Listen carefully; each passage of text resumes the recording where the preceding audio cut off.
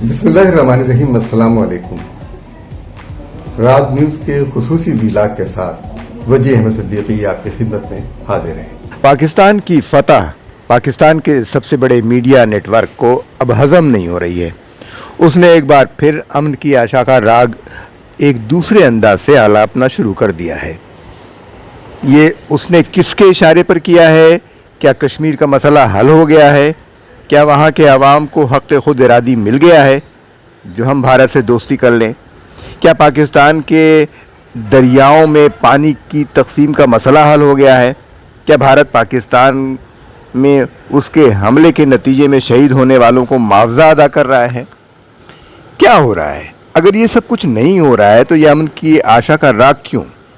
वो कौन सा सियासतदान है जिसके मुंह से मोदी की मजम्मत ने अल्फाज नहीं निकले? वो कौन था जो बरखा दत्त को पाकिस्तान के दौरे की दावत देता है? ये वही बरखा दत्त है जब वज़ीर आज़म गिलानी ने शर्म शेख में बलूचिस्तान का मसला छेड़ा तो ये बोल उठे, हाय राम, ये बलूचिस्तान कहाँ से आ गया? आज दूध का दूध, पानी का पानी हो जाना चाहिए। बहुत से लोगों का राग जो है मज़ाकरात में ही अटक जाता है। अब वज़ीर आज़म शहबाज शरीफ कहते हैं कि 3 जंगें लाहासिल हुई, मुज़ाकरात करें। तारीख़ ये बताती है कि मुज़ाकरात के 100 से ज़्यादा राउंड्स हुए, कोई नतीजा नहीं निकला, बल्कि इससे भी कहीं ज़्यादा मुलाकातें हुई होंगी, कोई नतीजा नहीं निकला। न कश्मीर के अवाम को उनका हक़ खुद इरादी मिला, बल्कि भारत के हौसले बढ़ते रहे और जुल्म सितम बढ़ता चला गया। पाकिस्तान ने भारत को किसी तरीके से सबक नहीं सिखाया, लेकिन जंगें लाहासिल नहीं रहीं। पाकिस्तान ने 1948 में पहली जंग में आज़ाद कश्मीर हासिल किया। गिलगित बल्तिस्तान स्काउट्स ने अपने मुल्क को, अपने खित्ते को आज़ाद कराने के लिए जद्दोजहद की और लड़कर उसे आज़ाद करा लिया। 1965 की जंग की कामयाबी ताशकंद की मेज़ पर हार गए। 1971 की जंग नहीं थी, साजिश थी, मुल्क को 2 टुकड़े करने की साजिश, 2 भाइयों को आपस में लड़ाने की साजिश। ये हमारा रिकॉर्ड रहा है कि हम कामयाबियां हमेशा मज़ाकरात की मेज़ पर हारते रहे हैं। मेरी दस्तबस्ता गुजारिश है वज़ीर आज़म से भी, आर्मी चीफ से भी, वज़ीर ख़ारजा से भी, कि भारत को पाकिस्तान की जानिब से हरगिज़ मुज़ाकरात की पेशकश नहीं होनी चाहिए। पाकिस्तान का मौक़िफ़ सिर्फ़ और सिर्फ ये होना चाहिए कि कश्मीर में रायशुमारी हो जो अक़वाम मुत्तहिदा ने तय कर रखी है। बाकी कोई बात मसले कश्मीर और पाकिस्तान से गद्दारी होगी। पाकिस्तान ने इधर उधर की बात करके मसले को मज़ीद उलझा दिया है। भारत अपने आइन के आर्टिकल को 370 को वापस करता है या नहीं करता, ये सारी चीज़ें बेमानी हैं। असल मसला अक़वाम मुत्तहिदा की निगरानी में कश्मीर में रायशुमारी है। सवाल ये पैदा होता है कि मोदी जो मुसलमानों का इतना बड़ा दुश्मन है, वो आखिर इन लोगों का इतना बड़ा दोस्त कैसे बन गया है कि उसको जंग के चंगुल से निकाला जा रहा है? जबकि भारत जो भी इल्ज़ाम पाकिस्तान पर लगाता है उसका सबूत नहीं पेश कर सका, अपनी सिक्योरिटी नाकामी को तस्लीम नहीं करता। पाकिस्तान के मुलविस होने का ये सबूत पेश किया कि मारने वालों ने मज़हब पूछकर मारा। अब इसमें पाकिस्तान कहाँ से आ गया? जबकि पूरे भारत में मुसलमानों के ख़िलाफ़ मुख्तलिफ़ क़वानीन आते रहे, मुसलमानों का नाम पूछकर उनको मारा गया, उनको कत्ल किया गया, उनको गोश्त खाने के इल्ज़ाम में मारा गया, वक्फ के कानून के ख़िलाफ़ कानून लाया गया, मुसलमानों को मसाजिद से महरूम किया गया, मसाजिद को तबाह किया गया, तारीख़ को मस्ख़ किया गया, और अब भारत में ज़ात पात के नाम पर मरदमशुमारी हो रही है। कौन किस ज़ात का है, किस पात का है, ये तय होगा। तो ये कैसा सेकुलर मुल्क है? भारत ने जब से जनरल आसिम मुनीर की ज़ुबान से 2 कौमी नज़रिए की बात सुनी तो अजीत दोवल के शैतानी दिमाग में पहलगाम का मंसूबा आया। जिस सिक्योरिटी की वजह से उसने पहलगाम के मुकाम का इंतखाब किया था, वही सिक्योरिटी की नाकामी उसके सामने आकर खड़ी हो गई है। क्योंकि अगर इतनी सिक्योरिटी में इतना बड़ा वाक़या हो जाता है तो नाकामी फिर भी भारतीय फ़ौज की ही होगी। ये काम भी भारतीय फ़ौज से कराया गया और इतनी जल्दी कराया गया कि कार्रवाई करने वालों की वर्दी भी नहीं उतरवाई गई, क्योंकि देखने वालों ने कहा वो फ़ौजी वर्दी पहने हुए थे। उनको ये हुक्म दिया गया था कि धर्म पूछकर मार देना, ताकि धर्म पूछकर मारने की कहानी को आगे बढ़ाया जाए। अजीत दोवल भूल गया कि भारत जैसे सेकुलर मुल्क में मोदी ने धर्म पूछकर मुसलमानों को शहरियत से महरूम करने की कोशिश की है, धर्म पूछकर वक्फ का निज़ाम ख़त्म किया। सिखों के धर्म को देखकर उनके साथ जो कुछ किया गया वो सबके सामने है। पहलगाम की आड़ लेकर पाकिस्तान पर हमला किया गया, निशाना पाकिस्तान की कलदम तंजीमों को बनाया गया जो कि मादूम हो चुकी हैं, अब जिनका वजूद ही नहीं है। भारत ने उनकी आड़ में पाकिस्तान के शहरी इलाकों पर हमला किया, जिसके नतीजे में सिर्फ बेगुनाह शहरी शहीद हुए, जिनमें मासूम बच्चे भी शामिल थे। भारतीय वजीर खारजा कहता है कि हमने पाकिस्तान को बता दिया था कि हम पाकिस्तान में दहशत गर्दों के ठिकानों पर हमला कर रहे हैं। तो पाकिस्तान की जानिब से भी भारत को बता दिया गया था कि पाकिस्तान में दहशत गर्दों के ठिकाने नहीं है, आप हमला करने की गलती नहीं करें। अगर भारत के इस कुल्लिये को दुरुस्त मान लिया जाए कि कोई भी मुल्क किसी दूसरे मुल्क में हमला करने के लिए ये बहाना तराश ले कि वो दहशत गर्दों के ठिकानों पर हमला कर रहा है, तो पाकिस्तान को भी ये हक हासिल है कि समझौता एक्सप्रेस में शहीद पाकिस्तानियों के कातिल नरेंद्र मोदी के दिल्ली में मौजूद ठिकाने पर हमला करे, यानी वजीर आजम हाउस पर, जहां नरेंद्र मोदी रहता है। नरेंद्र मोदी को तो अमेरिका ने आलमी तौर पर दहशतगर्द करार दे दिया था और इस कुल्लिये के तहत नरेंद्र मोदी पर हमला करना जायज़ है। इससे पहले कि नरेंद्र मोदी पर हमला किया जाए, आप फर्द जुर्म तो सुन लें। 2002 में भारतीय वजीर आजम नरेंद्र मोदी जब गुजरात का वजीर आला था तो उसने एक मंसूबे के तहत 2000 अफराद का कत्लेआम करवाया। कत्ल होने वालों की अक्सरियत मुसलमानों की थी। इस वाक़े में मोदी का किरदार इतना वाज़ेह और खुला हुआ था कि अमेरिका ने उसे दहशतगर्द करार देकर 10 साल के लिए अमेरिका में दाखिले पर पाबंदी लगा दी। लेकिन मोदी के वज़ीर आज़म बनते ही उसके सारे गुनाह माफ़ हो गए। 2023 में बीबीसी की एक दस्तावेजी फिल्म के मुताबिक बरतानवी हुकूमत की तहकीकाती टीम ने यह नतीजा निकाला कि मोदी ही गुजरात में मुसलमानों के कत्लेआम का बराह रास्त जिम्मेदार है। उस वक्त के बरतानवी वजीर खारजा यानी सेक्रेटरी खारजा ने बीबीसी को बताया कि मोदी ने ही हिंदू इंतहा पसंदों को मुसलमानों पर हमला करने के लिए उकसाया और पुलिस को मुसलमानों की हिफाजत करने से रोका। मुसलमानों ने पुलिस को दरखास्तें भी दी। इस हवाले से अप्रैल 2002 की ह्यूमन राइट्स वॉच की गुजरात कत्लेआम के बारे में रिपोर्ट का उन्वान था, हमारे पास आपको बचाने के लिए कोई हुक्म नहीं है। बजाय इसके कि मोदी को गिरफ्तार किया जाता और सज़ा दी जाती, उसकी जगह मोदी को भारत का वजीर आज़म बनने दिया गया। एक बार नहीं बल्कि 2 बार। पाकिस्तान पर दहशतगर्दी का इल्ज़ाम लगाने वाले इस भारतीय वजीर आज़म का अपना दामन मुसलमानों और दीगर अक़लियतों के खून से आलूदा है। पाकिस्तान में कश्मीर की आज़ादी की तहरीकों की हौसला अफजाई करने वाली तंजीमों को दहशतगर्द करार देने वाले भारत का दामन बेगुनाहों के खून से आलूदा है।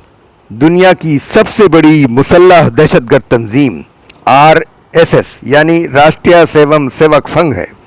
भारतीय जनता पार्टी की माँ है ये तंजीम। इसी की कोख से बीजेपी ने जन्म लिया है और यही तंजीम हिंदुत्व का दहशतगर्दाना एजेंडा लेकर आगे बढ़ रही है।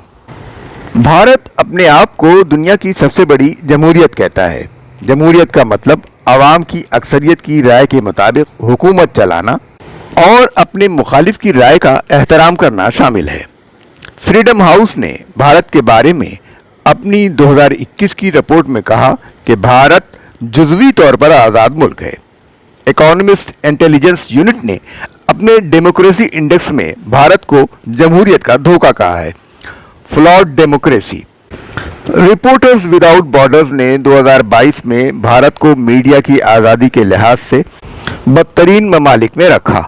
180 ममालिक में भारत का नंबर 150वां है। बीजेपी नाज़ीइज़्म की कायल है और हिंदुस्तान के मुसलमान इसका ख़ास निशाना है। इनके बाद ईसाइयों और सिखों का नंबर आता है।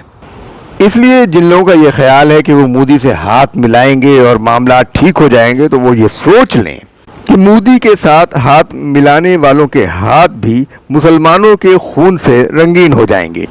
ब्राह्मण राज, मक्कारी, अय्यारी, का नमूना होता है और मोदी ने भी इसी का इस्तेमाल किया है। हिंदू धर्म में गोश्त खाना पाप है। भारत में कितने ही मुसलमानों को गोश्त खाने के जुर्म में कत्ल किया गया, लेकिन मोदी जी को गोश्त खाने वालों से कितनी हमदर्दी है, आप इस वीडियो में देख सकते हैं। जरा सुनिए। हिंदुस्तान में जो मीट खाता है ना, उसको मीट इतना महंगा हो गया है, उसको बेचारे को बड़ा मुश्किल हो गया है। जो मीट खाने वाले लोग हैं, बहुत महंगा हो गया है। अब उनकी भी तो चिंता करनी पड़ेगी आपको। अच्छा, मैं मीट खाने वाले को मैं किस समाज के जोड़ता नहीं हूँ जी, ये मेरा काम नहीं है। लेकिन हिंदुस्तान में किसी को अगर सस्ता गेहूं मिलना चाहिए, सस्ता अनाज मिलना चाहिए, तो सस्ती मछली भी तो मिलनी चाहिए, सस्ता मीट भी तो मिलना चाहिए। जिसकी जो आदत है, उस आदत के अनुसार समाज में और लोग गरीबी में जीते हैं। एक तरफ तो गोश्त खाने वालों से ये हमदर्दी, लेकिन जब वो बरसरे इख्तिदार आए तो गाय का गोश्त खाने के जुर्म में 2015 में मोहम्मद अखलाक पर हुजूम ने हमला किया। उस पर शुबा था कि उसने गाय का गोश्त जमा कर रखा है। 2016 में एक दलित को जो मुर्दा गाय की खाल उतार रहा था, उस पर हमला करके मार दिया गया। 2010 से 2017 तक गाय के हवाले से जो वाकयात हुए तशद्दुद के, उनमें 97% मुसलमानों पर तशद्दुद किया गया। इनमें से 84% मुसलमान कत्ल कर दिए गए। हमने ये आदाद शुमार amnesty international, human rights watch, India spend, Indian express और द हिंदू से लिए हैं। था एक ही हमारा जो हेरिटेज है, एक ही मुआशरे के हम लोग थे।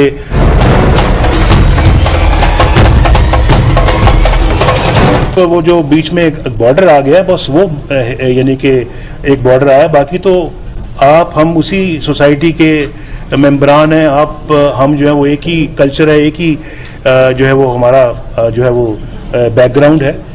कोई डिफेंस के अंदर या मिलिट्री में हम अपना किसी किस्म का रेस नहीं चाहते। पाकिस्तान की और हिंदुस्तान की मेरे नज़दीक का ये बदनसीबी रही है कि हम दोनों आर्म्स रेस के अंदर जो है वो शामिल रहे हैं। एक दूसरे से आगे बढ़ने की हमने कोशिश की है। हिंदुस्तान अगर मिग 27 के पीछे भागता रहा, ये 29 के पीछे भागता रहा, हम F-16 के पीछे भागते रहे हैं। हिंदुस्तान ने टैंक खरीदे हैं तो हमने भी लाजम कर लिया कि हमने भी खरीदने हैं टैंक्स। तो समझता हूँ कि क्या ही अच्छा होता कि यही मोटरवे जो है ये आगे वागा से आगे हिंदुस्तान इसको बनाता और कलकत्ते तक लेके जाता। बहुत अच्छा। आप भी रब कहते हैं, हम भी रब कहते हैं। जिस रब को आप रब कहते हैं, हम भी उसको रब कहते हैं। जिसको आप रब कहते हैं, हम भी उसी को रब कहते हैं। जिसको आए और दूसरी तरफ जो है वो कारगिल का वो एडवेंचर मिस एडवेंचर करके मेरी पीठ पर छुरा घोंपा गया। मैंने कहा मोदी ने पाकिस्तान की सियासत में भी अपने एजेंट्स छोड़ रखे हैं। एक जमाने में गफ्फार खान को सरहदी गांधी कहा जाता था और अब्दुल समद अजगज़ई को बलोची गांधी। सिर्फ पंजाबी गांधी की कसर रह गई थी। लेकिन मोदी तो गांधी के दुश्मन है। पाकिस्तानी सियासत में आज तक ये सवाल अहम हो गया है कि मियां नवाज शरीफ ने अपनी नवासी की शादी में मोदी को क्यों बुलाया। मियां नवाज शरीफ की नवासी की शादी में मोदी का गैर सरकारी तौर पर पहुंच जाना और गाय के गोश्त की बिरयानी खाना, आलू गोश्त की प्लेट उड़ाना। मियां नवाज शरीफ ने कहा जो आलू गोश्त आप खाते हैं वही आलू गोश्त हम खाते हैं। ये तो मुमकिन नहीं कि मोदी ने नवाज शरीफ की नवासी की शादी में आलू गोश्त न उड़ाया हो, गाय का गोश्त न खाया हो। वहाँ उन्होंने खूब आलू गोश्त उड़ाया होगा, गाय का गोश्त खाया होगा, कबाब भी खाए होंगे। नवाज शरीफ ने यूं ही नहीं कहा कि जो आलू गोश्त आप खाते हैं वही हम भी खाते हैं। अब जियो टेलीविजन एक बार फिर अमन की आशा का राग अलाप रहा है। ये बेवक्त की रागनी किस लिए गाई जा रही है? क्या कश्मीर का मसला हल हो गया है? क्या भारत की तरफ से दरियाओं का पानी मोड़ दिया गया है, पाकिस्तान की तरफ मोड़ा गया है, रुख तब्दील कर दिया गया है? क्या हम भूल गए हैं कि बलूचिस्तान से लेकर पंजाब तक भारत ने पाकिस्तान के अंदर गद्दारों पर सरमायाकारी की हुई है?